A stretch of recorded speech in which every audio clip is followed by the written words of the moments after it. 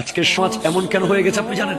সমাজের নেতৃত্ব ঠিক হয় টাকার বলে, সমাজের নেতৃত্ব ঠিক হচ্ছে ক্ষমতার বলে, সমাজের নেতৃত্ব ঠিক হচ্ছে চেহারার বলে, সমাজের নেতৃত্ব ঠিক হচ্ছে বংশের বলে, সমাজের নেতৃত্ব ঠিক হচ্ছে জাগার বলে।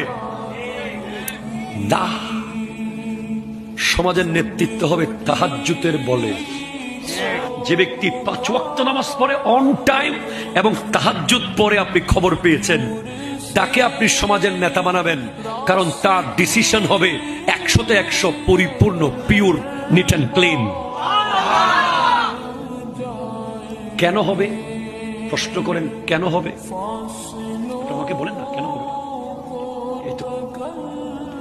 অ্যাকর্ডিং টু সায়েন্স, যারা তাহাজ্জুদের নামাজ পড়ে, বিজ্ঞানীরা তাহাজ্জুদ গুজার বান্দাদেরকে নিয়ে গবেষণা করেছে। 2 দল বান্দাকে, এক দলকে রাত্রে ঘুম পাড়াইছে, আরেক দলকে তাহাজ্জুদের টাইমে তুলে দিয়েছে।